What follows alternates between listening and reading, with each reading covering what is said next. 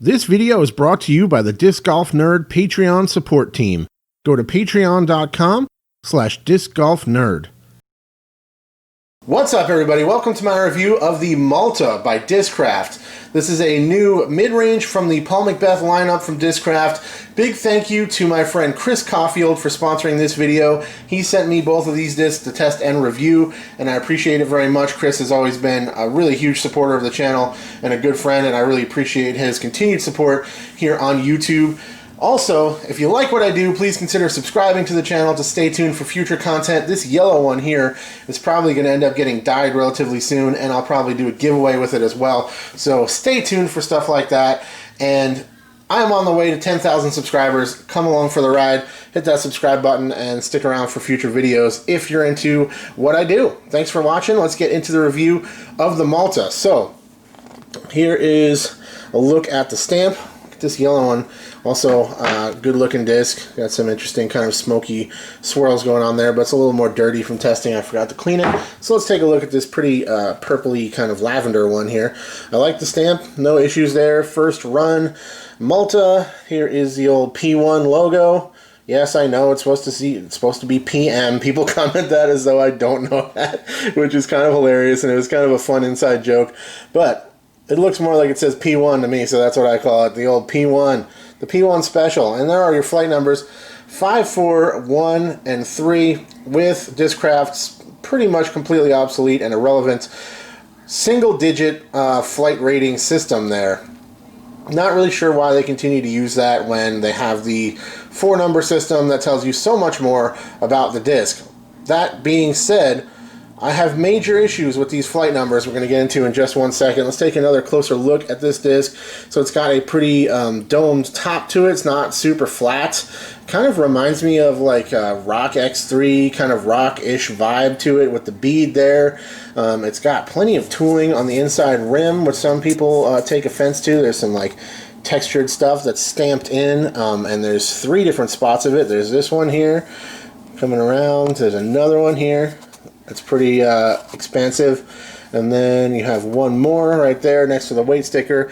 170 to 172. I believe this disc is probably max weight of 174, maybe 175, because it is a smaller diameter. So any newer players that are not familiar, that is how that works. If you have a larger diameter disc, like a mid-range, like a Rock or a Quake or a Buzz or something like that, you can get them up to 177, 180 in some instances because of that diameter. When the disc's diameter is smaller, it doesn't have as large of a max weight. Look at how beautiful the swirl is on this one.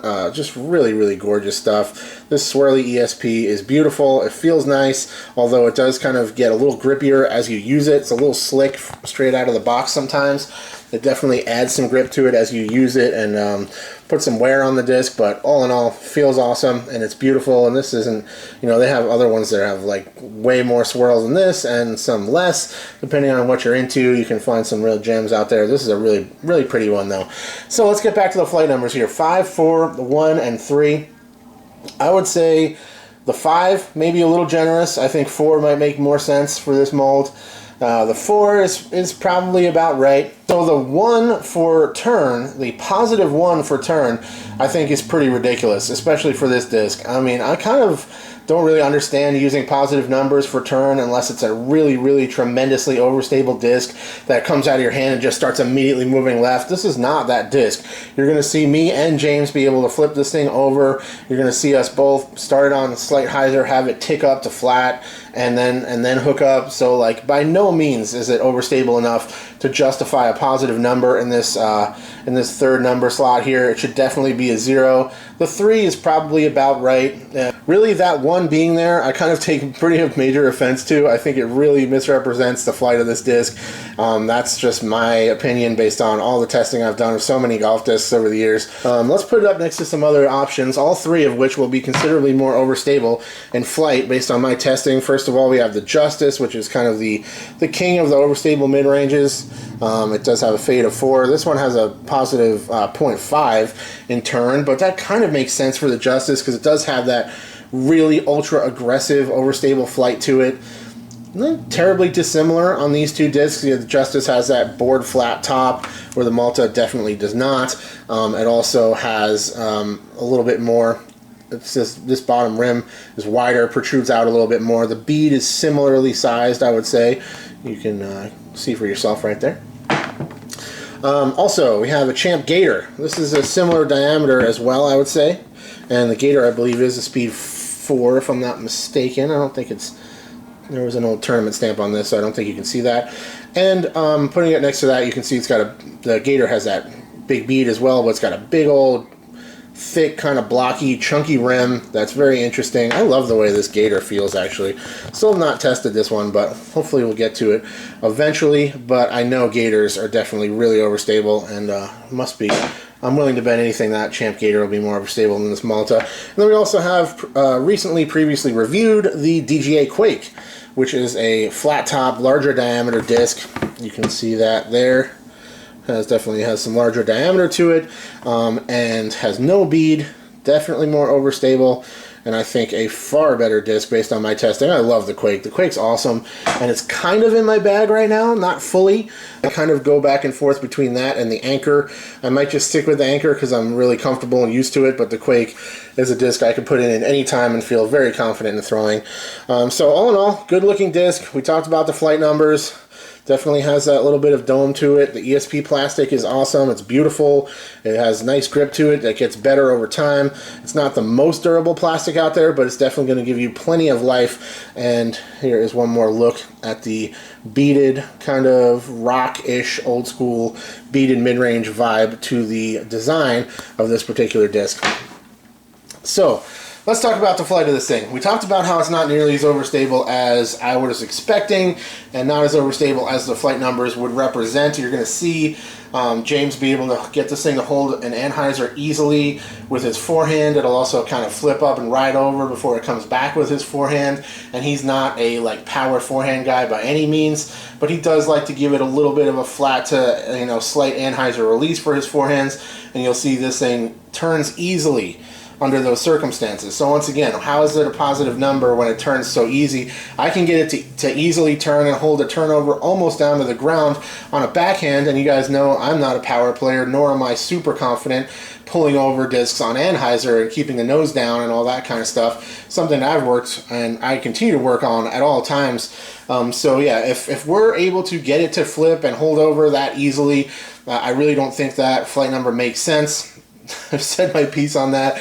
What is the Malta good for? Honestly, this is one of those discs that we really didn't care for that much during testing. It just didn't really do anything for us that we were excited about. It didn't really stand out as having any one really good characteristic to it. It basically would be the same thing you'd use like a Tactic or a Pig or a Zone or something like that. Would be a not tremendously overstable, but stable enough that you can trust it on a backhand approach disc. It doesn't go very far. It doesn't have a ton of glide. It's not something you're really going to stretch much distance out of. It's a little bit strange being so small in the hand. I feel like it's a little bit harder to throw smaller diameter discs sometimes, especially with mid-ranges. Maybe that's just me with my big hands or something like that. I feel like I can get more pivot and kind of spin onto a larger diameter disc often. And yeah, we didn't have any problem with the disc per se. You're going to see the flights. It flies fine. It's pretty straight up to speed, has that strong fade at the end of the flight, holds a hyzer very nicely. So if you're looking for a chip hyzer disc and all the things you'd use any kind of slower approach disc like a Zone or a Pig or my beloved Caltrup or anything like that, it's a little quicker than some of those discs, a little slower than others, but it gets basically the same job done. It's not nearly as overstable as something like a Justice or a Quake or an Opto Anchor. It definitely doesn't have the same stability as that, and definitely one of those discs just kind of unremarkable and didn't really stand out for us as doing anything that you couldn't really get from a lot of other discs on the market.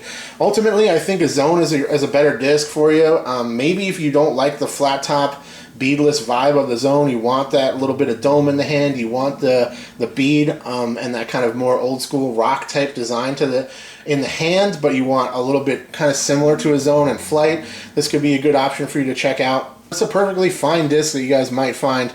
Works really well for that slot in your bag, for that nice stable to overstable approach disc that you can throw, and it's going to be consistent. It's not going to flip on you really, but it does have a little bit of a flip up and ride to a stand up to flat before it fades based on our testing. that is my review on the Paul Mcbeth Malta. Big thank you once again to my friend Chris Caulfield for sending me these two to test and review. Stay tuned to the channel. I will be giving away one of these eventually, so stay tuned for that. We are very close to 10,000 subscribers, so if you like what I do, please consider sticking around for future content. Thanks to all my Patreon supporters and my fans and viewers out there. I love all you guys, and I will talk to you very soon. Cheers.